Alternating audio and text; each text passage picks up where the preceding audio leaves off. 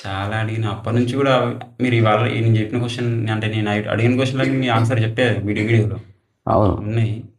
But ఇగ ఉన్నాయి but కలుసుకోవడానికి వచ్చిన.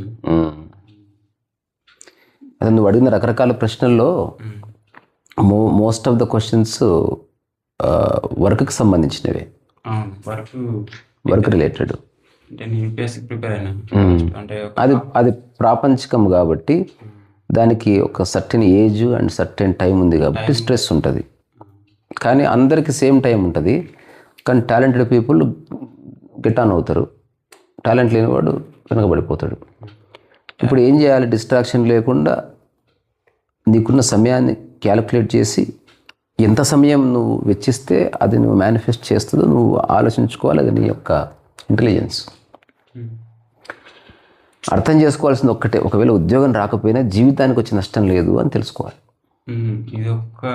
అలాగని ఉద్యోగం కోసం ప్రయత్నం చేయొద్దు అనట్లే. ఉద్యోగం దగ్గరే ఆగిపోద్దు. ఉద్యోగం ప్రయత్నం చేస్తే రాలేదు, నేను ఫెయిల్ అయిపోయాను, అట్లా ఏం లేదు.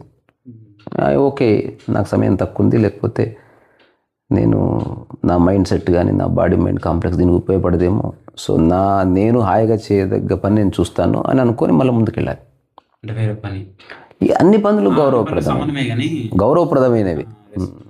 ఇప్పుడు ఆర్థిక పరంగా అన్ని పనులు సమానం కాదు, రెస్పెక్ట్ పరంగా అన్ని పనులు సమానం కాదు. కానీ చేసేవాడికి అన్ని పనులు సమానం ఉండొచ్చు కదా. ఇప్పుడు పెండెత్తడం రెస్పెక్ట్ కాదు, అదే ఒక కప్పు ఎత్తితే గొప్ప గౌరవంగా చూస్తారు. కానీ ఎత్తుతున్నవాడు జీవితం అర్థమైతే వాడు ఏది ఎత్తినా వాడు ఒకలా ఎత్తే ఒక ప్రజ్ఞ వస్తుంది. దాని గురించి నేను చెప్తున్నాను. అంటే జీవితంలో హోప్ని కోల్పోవద్దు. అలాగని హోప్లెస్ అని కాదు, ఆల్వేస్ ఏ పాసిబిలిటీ ఉంది అని చెప్పడం దాని హోప్ అంటే. Always there is a possibility. అది కూడా హోప్ అనేది గుర్తుకొచ్చింది. అంటే మేము స్టార్టింగ్లో యూపీఎస్సీ తెలియకుండా చాలా ప్రిపేర్ అయ్యాను. ఐ మీన్ టైం అనేది ఎక్కువ అయింది, సిలబస్ అనేది ఎక్కువ అయింది. బట్ కంప్లీట్గా యూపీఎస్సీ తెలిసిన తర్వాత దాని మీద స్పెండ్ అనేది తగ్గింది. అది వేరు, అది వ్యక్తిగతం, నువ్వు చూసుకోవాలి. కానీ అర్థం చేసుకోవాల్సిన లైఫ్ రిలేటెడ్ ఏంది, యూపీఎస్సీ రాకపోయినా ఏమి కాదు, ప్రయత్నం పరిపూర్ణంగా చేయి. ఇది తెలుసుకోవాల్సింది, మెయిన్గా ఇది తెలుసుకోవాలి. చాలామంది వచ్చిన తర్వాత ఏం చేయాలని అర్థం కాక లైఫ్లో మళ్ళీ స్ట్రగుల్ అవుతారు. ఏదో ప్రపంచానికి సేవ చేద్దామని బయలుదేరి తీరా జాబ్లోకి ఎక్కిన తర్వాత ఏ సేవ చేసే అవకాశం ఉండదు. అక్కడ మళ్ళీ చాలా ఒత్తిళ్ళు ఉంటాయి. నీ పై అధికారులు ఉంటారు, నీ కింది అధికారులు ఉంటారు, ఈగోలు ఉంటాయి. ఒక స్టెప్ తర్వాత ఇంకో మధ్యలో వచ్చేస్తుంది, మళ్ళీ అక్కడ స్ట్రగుల్ ఉంటుంది. అర్థం చేసుకోవాల్సింది వీటికి అతీతంగా లైఫ్ అనేది ఒకటి ఉంది. వీటికి అతీతంగా నా ఆనందం ఉంది, నా ప్రశాంతత ఉంది. వాటిని కోల్పోకుండా అన్ని పనులు చేస్తా, నిర్ణయం తీసుకొని సముద్రంలో దుంకాలి. ప్రశాంతంగా ఆనందం చేసుకుంటూ ఈ పని చేయరా? ప్రశాంతంగా ఉండి ఇవన్నీ చేయాలి. అప్పుడు కావలసిన క్వాలిటీస్ కొన్ని ఉన్నాయి. డిస్ట్రాక్షన్స్ ఉంటే తీసేసేయాలి. ఎవరి గురించి ఆలోచించకూడదు, నీ లక్ష్యం తప్ప ఏది కనబడకూడదు. దీని గురించి ఒక చిన్న కథ ఉంటుంది, ఎండమూరి వీరన్న చెప్పింది, మనందరికి తెలిసిన కథనే. దానికి ఇంకొంచెం యాడ్ చేశాడు దానికి. అదేంటి, పాండవులు అందరూ కౌరవులు ఉన్నప్పుడు అందరికి బాణం ఎక్కువ పెట్టి ఆ పైన ఉన్న పక్షి వైపు చూడమని చెప్పాడంట. ఈ కథ అందరికి తెలిసిందే. చూడమని చెప్తే అందరూ భీముడిని అడిగాడంటే ఏమేమి కనిపిస్తుందంటే చెట్టు కనిపిస్తుంది, కాయలు కనిపిస్తున్నాయి, పక్షి కనిపిస్తుంది అని చెప్పాడంట. ధర్మరాజుని అడిగితే నాకు ఆకాశం మీద మేఘాలు అన్నీ కనిపిస్తున్నాయి అంట. అర్జునుడు ఒక్కడు మాత్రం నాకు పక్షి కన్ను ఒక్కటే కనిపిస్తుందని చెప్పినట్టు. అంటే నా దృష్టి అట్లుంది. అయితే ఎండమూరి దానికి ఎక్స్టెన్షన్ కథ చెప్పాడు. అక్కడ కనుక ఇంకొక వ్యక్తి ఉంటే రైట్ పర్సన్ ఏం కనిపిస్తుందంటే ఏం జవాబు ఇచ్చేవాడు కాదు. నిన్నే అడుగుతున్నదంటే అసలు మీ మాట కూడా నాకు వినపడట్లేదు అని చెప్పినట్టు వాడు. అంటే అంత ఫోకస్ ఉంది ఇక. అందుకని ప్రపంచంలో ఇదంతా ఉంటుంది లొల్లి. ప్రకృతిలో లక్ష్యమే లేదు, ఉండడమే లక్ష్యమైంది. ఉన్నది అనుభవించడం జీవితం అయింది తప్ప ప్రపంచంలో లేనిది కోరుకోవడము, దానికోసం ప్రయత్నం చేయడము, అది రావాలని నువ్వు పూజలు వృధాలు లేకపోతే ఏదో నువ్వు సంస్కరించుకోవడము, తీరా వచ్చిన తర్వాత అది పోకుండా చూసుకోవడము, పోతే మళ్ళీ బాధపడడం, ఇదంతా ఒక చట్టం ఇది. సో ఆధ్యాత్మికత అంటే పలాయనవాదం కాదు, మూలాన్ని పట్టుకోవడం. మూలం ఏంది? పని ఉందబ్బా, నీకు నచ్చిన పని నచ్చని పని అన్నది వదిలేసేయి, అంతే తెలుసుకోవాల్సింది. ఇది తెలిస్తే అద్భుతంగా ఉంటుంది లైఫ్. అసలు పని లేని రోజు ఉండనే ఉండదు అసలు. ఇప్పుడు ఒక జెన్ మాస్టర్ దగ్గరికి ఒక ఆయన వచ్చాడంట, నాకు ఏదైనా ఏ పని చేయాలో తెలియట్లేదు, ఏదైనా పని చెప్పండి అన్నాడంట. జెన్ మాస్టర్ లేచి ఒక్కటి దౌడకెట్టు కొట్టి చీపుడు తీసుకుని ఫస్ట్ వీధి ఉడిచిపో అన్నాడు. పని ఎందుకు లేదు? నువ్వు ఉన్న 1,00,000 పనుల్ని పనులుగా అనుకోవట్లేదు. ఎందుకు? అది చేస్తే నాకు సక్సెస్ రాదు, అది చేస్తే నాకు గుర్తింపు రాదు, అది చేస్తే నన్ను ఎవరు పట్టించుకోరు, అది చేస్తే నాకు పేరు ప్రఖ్యాతులు రావు. ఇది వచ్చేసింది ఆల్రెడీ. అందుకని నువ్వు ఒకటి ఎంచుకొని, అందరూ ఎందుకు మంచి ఉద్యోగం అని ట్రై చేస్తారు? ఉద్యోగం పట్ల ఆసక్తి కాదు, ఆ ఉద్యోగం వల్ల నీకు సమాజంలో గౌరవం ఉంటుంది. అన్ని ఉద్యోగాలు ఉద్యోగాలే. ఇంకా ఉద్యోగపరంగా వాచ్మెన్ ఉద్యోగం బాగుంటుంది. బట్ అది తెలిసింది, అన్ని ఉద్యోగాలు సమానం తెలిసింది. బట్ ఒక థాట్ ఉంది. అన్ని ఉద్యోగాలు సమానం కాదు, అన్ని ఉద్యోగాల్లో ఉన్న స్ట్రెస్ సమానం. ఉద్యోగాలు సమానం కాదని ఫస్టే అనుకున్నాం మనం. ఎకనామికల్గా వేరే అయిపోయాయి, తద్వారా సమానం కాదు. ఎకనామికల్ కాకుండా పనిలో అంటే ఐ మీన్ చేయడంలో, అంటే పెండెత్తడంలో ఒకటే విధంగా ఎత్తడం, ఇంకా వేరే పని చేయడం ఒకటే. అది పూర్తి ఆధ్యాత్మిక సారం. అది ఆధ్యాత్మిక సారం. అట్లాంటి వాడు అవసరమైతే ఉద్యోగి ఉంటాడు, అవసరమైతే మామూలు సాదాసీదా పని చేస్తాడు. వాడు పని చేస్తూ ఎరుకలో ఉంటాడు కాబట్టి వాడు అక్కడే ఆగిపోడు. ఇప్పుడు ఎవడైనా ఒక ఎన్లైటెండ్ మ్యాన్ పెండ ఎత్తున్నాడు అనుకో, పెండనే లైఫ్ అంతా ఎత్తడం గ్యారంటీ లేదు. ఆ టైంలో వాడు సమయాన్ని అట్లా సద్వినియోగం చేసుకుంటున్నాడు. సరైన సందర్భం వస్తే వాడు ఒక ప్రజ్ఞావంతుడు కాబట్టి వాడికి భవిష్యత్ దర్శనం చేయగలుగుతాడు. ఈ కాంటెంపరీ సమాజంలో తన పాత్ర ఏమిటి అని నిర్ణయించుకొని చాలా బ్యూటిఫుల్గా పనిచేస్తాడు. నువ్వు సిన్సియర్గా పనిచేస్తూ అన్నీ వస్తాయి. నువ్వు క్రియేట్ చేసుకొని పనిచేయాలంటే రావు, కానీ నువ్వు పని చేసుకుంటూ పోగలిగితే, నీకు నిజంగా ధైర్యం ఉంటే ఎవ్రీబడి విల్ కోఆపరేట్. కానీ దాంట్లో ఒక్కటే కీలకం, స్వార్థం ఉండకూడదు. వీళ్ళు స్వార్థం ఉందని తెలిస్తే వాడి కోసం వాడు చేసుకుంటున్నాడు, మనకెందుకు అనుకుంటారు. నిస్వార్థంగా చేసినప్పుడు ఇది వాడి కోసం వాడు చేసుకోవట్లేదు, మనం కూడా వచ్చేద్దామంట. అన్ని పనులు స్వార్థం లేకుండా అటువంటి పని ఎంచుకున్నప్పుడు చెప్పేది నేను. అన్ని పనులు స్వార్థం లేకుండా చెయ్యి. ఎందుకంటే నువ్వు చేస్తే నీకు కావాల్సింది ఎలాగో వస్తుంది. ఇప్పుడు ఉదాహరణకి ఎవరు అడిగినా పెయింటింగ్ ఇస్తాను అనుకో, నువ్వు అనుకుంటున్నావు ఈ పెయింటింగ్ 5,000కి ఇద్దాం అనుకుంటే వాడు 1,000 రూపాయలు ఇచ్చిపోయాడు, వాడు 200 ఇచ్చాడు. But still you are continuing, you keep on polishing it. నువ్వు పాలిష్ చేస్తూ పో. అంటే పొద్దు నుంచి రాత్రి వరకు ఒక పెయింటింగ్ తర్వాత ఇంకో పెయింటింగ్ చేస్తున్నావు అంటే సింగిల్ పాయింట్ ఎజెండా వచ్చేసింది అనుకో. నువ్వు ఏ ఊరు వెళ్ళినా, కొండ కనిపెట్టినా, గుట్ట కనిపించినా, ఇల్లు కనిపించినా, కుక్క కనిపించినా నువ్వు పెయింటింగ్ చేస్తున్నావు. ఒక 10 సంవత్సరాల్లో ఈ హైదరాబాద్లో ఉంటాడు రావాడు, ఈ అమ్మాయి ఎక్కడ చూసినా వాడే వస్తాడు నీ దగ్గరికి. ఇప్పుడు నీకు ఒక ఫిలసాఫికల్ బేస్ ఏర్పడుతుంది. ఇలా చేయడం వల్ల ఒక అవగాహన ఏర్పడుతుంది. దాని గురించి ఎవరు చెప్పని విషయాలు ఊరికే ఏవు కదా, నీకు చేస్తూ కలర్స్ పట్ల ఐడియా వస్తుంది. వాటి పేర్లు తెలుస్తాయి, ఆర్టిస్టులు తెలుస్తారు, ఆర్టిస్టుల యొక్క గొప్ప గొప్ప వర్క్స్ తెలుస్తాయి, గ్రేట్ ఆర్టిస్టుల గురించి చెప్తావు. సో నీ చుట్టూ ఒక చిన్న వాతావరణం ఎస్టాబ్లిష్ అవుతుంది, ఒక పూల తోటలాగా మారిపోతావు. వాడి దగ్గరికి వెళ్తే వాళ్ళ ఉంటుందిరా అని అనిపిస్తుంది. నువ్వే ఇన్వైట్ చేయట్లే, అట్లాంటి ఒక సందేశం వెళ్తుంది. అప్పుడు నీకు ఎవడో క్యాన్వాస్లు ఇస్తాడు. నేను ఢిల్లీలో టెస్ట్ చేసి చూశాను దాన్ని. నేను అట్లా రోడ్ల మీద కూర్చొని బొమ్మలు వేస్తూ ఎవడు పోర్ట్రేట్ అంటే వాడికి ఇచ్చేస్తుంటే, డబ్బులు ఇవ్వాలంటే ఇవ్వాలనిపిస్తే, లేకపోతే లేదంటుంటే. పెట్టుకున్న టైం ఓ 21 days ప్రయోగం చేద్దాం. ఎక్కడ పడితే అక్కడే, అసలు ఇక్కడే కూర్చోవాలని లేదు కదా. కన్నాట్ ప్లేసు, లేకపోతే చాబార్, లేకపోతే ఇండియా హెరిటేజ్ సెంటర్, ఇట్లా రకరకాల ప్లేసెస్లో రకరకాల కాన్సులేట్స్, తర్వాత Andhra Bhavan, so many places. ఎక్కడనో రోడ్డు మీద కూర్చొని పెయింటింగ్ స్కెచే కదా. అలాంటి టైంలో ఒక డాక్టర్ గారు వచ్చారు, paediatrician. Can I sit with you? పెద్ద ఆవిడ. Please be seated. Who are you? I'm nobody. Why are you doing all this? I like it. I have observed. నువ్వు డబ్బులు ఇచ్చినా చేస్తున్నావు, ఏ పని చేస్తున్నావు అంటే ఇట్స్ అన్ ఎక్స్పెరిమెంట్. అసలు ఏం చేద్దాం అనుకుంటున్నావు? I want to hold an exhibition in Delhi. ఎంత ఖర్చు అవుతుంది? ఖర్చు సంగతి తర్వాత ముందు 20 క్యాన్వాస్లు అయితే కావాలి. ఎంత ఏదో క్యాన్వాస్ ఒక 700 నుంచి 1000 రూపాయలు అవుతుంది. Shall we go? I will buy you canvases. తెలుసుకోవాలి. ఆ మార్గ మధ్యలో అడిగిన ప్రశ్న నీకేమిటి అని. నాకెందుకో, నాకు ఎప్పటి నుంచో పెయింటింగ్ వేయాలని ఒక ఆసక్తి ఉండే. నాకున్న ఉద్యోగ ధర్మం వల్ల నాకు సమయం ఉండదు.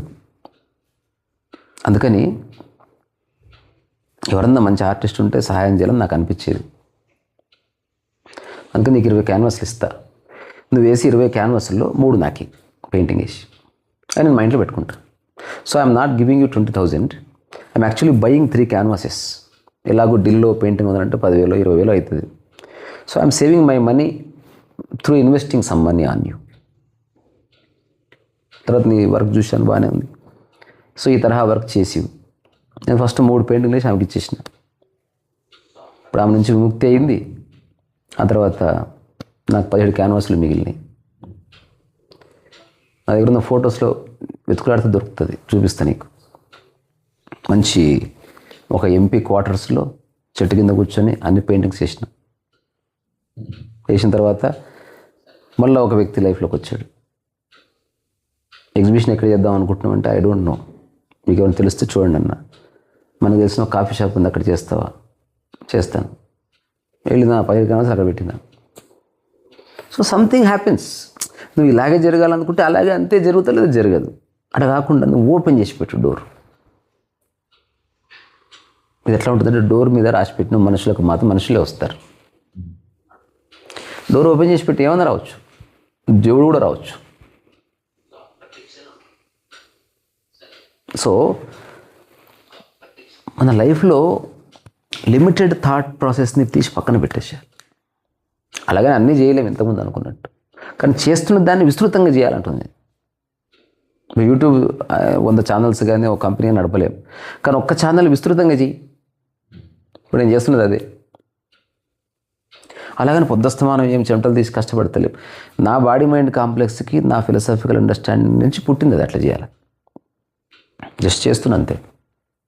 చూస్తారా చూడరా అనవసరం, నువ్వు బాజీ. ఇప్పుడు లాస్ట్ 1 వీక్లో ప్రతి వీడియోకి డిస్క్రిప్షన్ పెడుతున్నా, ఆ తర్వాత హ్యాష్ ట్యాగ్స్ పెడుతున్నా, ఆ తర్వాత what is there in the video అని పెడుతున్నా, ఆ తర్వాత ట్యాగ్స్ పెడుతున్నా. ఇంకొక 2 నిమిషాలు యాడ్ చేసిన దానికి. పెద్ద టైం ఏం పట్టదు. మనకు చాట్ జీపీటీ ఉంది, గ్రోక్ ఉంది, అది మంచి సజెస్ట్ చేస్తుంది. నువ్వు అడగాలనుకో, లేదా దానికి కూడా ఏం తెలియదు. ఎక్స్పెరిమెంట్ విత్ లైఫ్ అనేది క్లియర్ అన్నమాట. ఇందులో కొంచెం కూడా అంబిగిటీ లేదు. అయితే స్వార్థంతో ఎక్స్పెరిమెంట్ విత్ లైఫ్ చేస్తే నువ్వు అనుకున్నది జరగకపోతే మళ్ళీ దాని రిజల్ట్ సాడ్నెస్గా మారుతుంది. అదొక్కటే క్రక్స్. అట్లా కాకుండా keep on doing, something will come. దాన్ని హంబుల్గా యాక్సెప్ట్ చేయి. చాలా ఎక్కువ వచ్చిందనుకో, నీకు కావాల్సినంత ఉంచుకొని మిగతాది పక్క వాళ్ళకి ఇచ్చేసి. అన్నీ నువ్వే వాడికి దుబ్బాలనుకోదు. స్వార్థ జీవితంలో ఏముంటుందంటే వాడికి అవసరానికి మించి వచ్చినా వాడు పక్కవాడు చూసుకున్న తర్వాత నేను తొలగిస్తాను. అదే అంటున్నా, నీకు కావాల్సింది తీసుకొని మిగతాది వేరే వాళ్ళకి ఇచ్చేసి. ఆ చిన్న అవగాహన ఉంటే చాలు, life will be all right.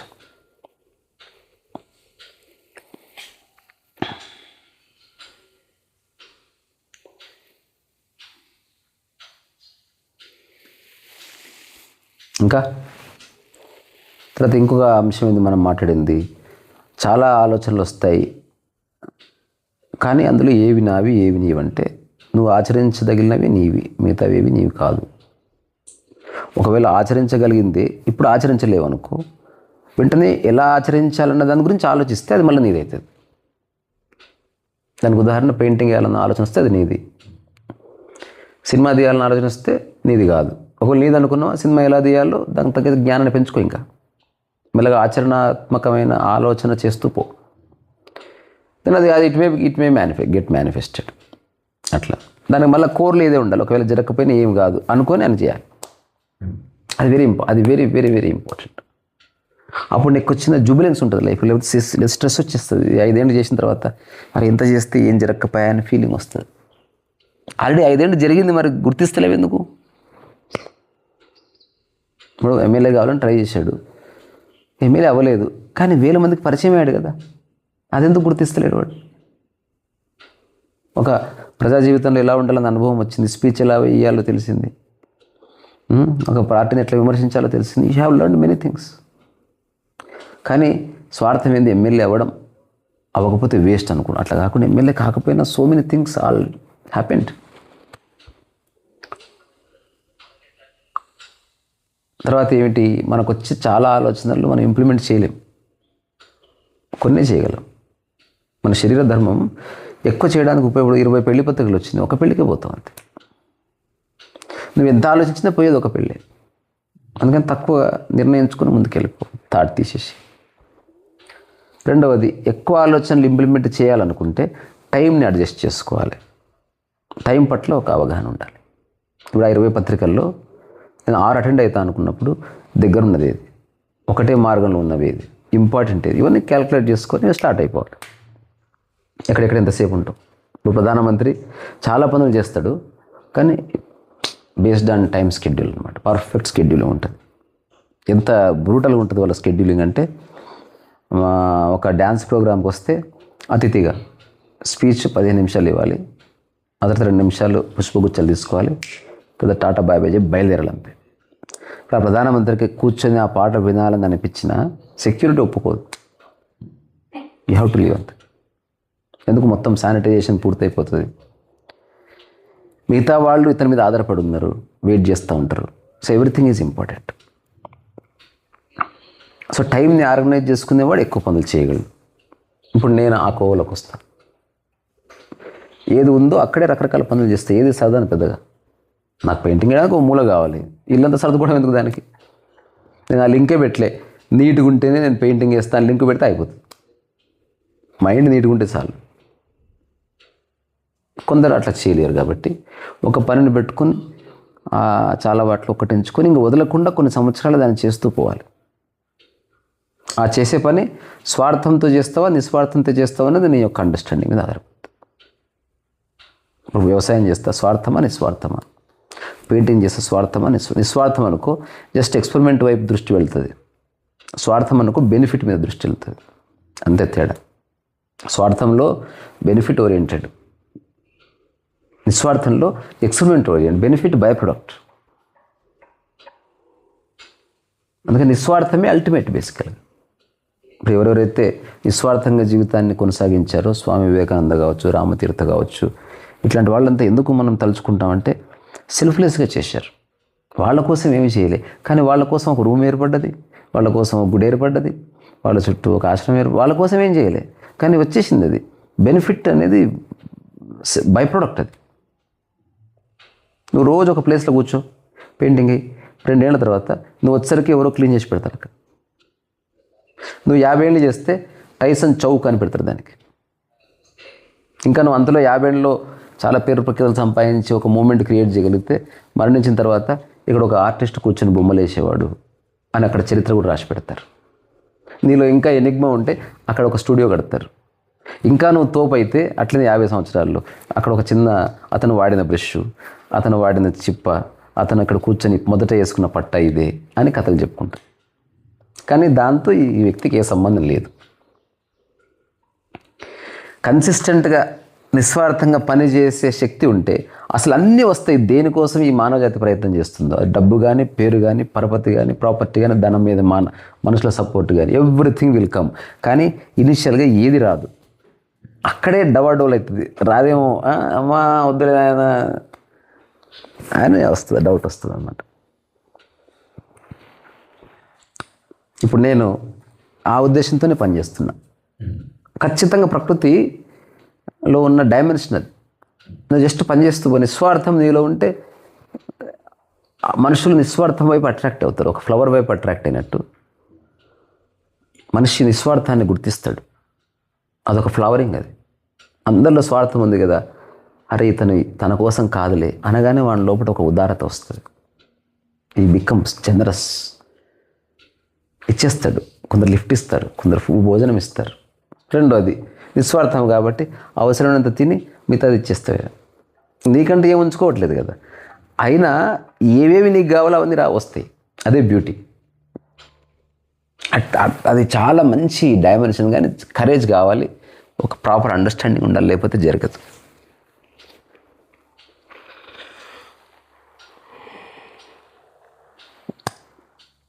తర్వాత మనకు వచ్చే ఆలోచనలు ఏవి మనవి కాదు అని కూడా తెలుసుకోవాలి అందరూ. మనకు వచ్చే చాలా ఆలోచనలు ఇప్పుడు మన కుక్క కాకపోయినా మన ఇంటికి రాలే కాదు.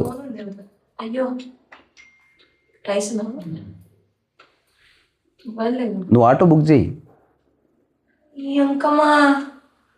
నేను నాకేం తెలుసు, నువ్వు వచ్చి 10 నిమిషాల ముందు నాకు చెప్పు, నేను వేసుకుంటాను. 10 చేసేసి. సో మనకు వచ్చే 1,00,000 ఆలోచనలు 99% ఆఫ్ థాట్స్ నీవి కావు. ఇది రాసి పెట్టుకోండి. కావలిస్తే మీకు వచ్చిన ఆలోచనలు పేపర్ మీద రాయండి. ఇప్పుడు ఈ వారణాసి సినిమా హిట్ అవుతుందా? ఇది నీ ఆలోచన కాదు, అది వేరే వాళ్ళు నీలో నాటారు. అసలు వారణాసి హిట్ అయినా ఫ్లాప్ అయినా నీకు ఇంచు ఫరక పడదు. అవునా కాదా? అయిపోయాయి, అది నీది కాదు. నీకు వచ్చే ఆలోచనలు 100లో 1 నీది. అది నువ్వు ఇంప్లిమెంట్ చేస్తావు. బాత్ కథం.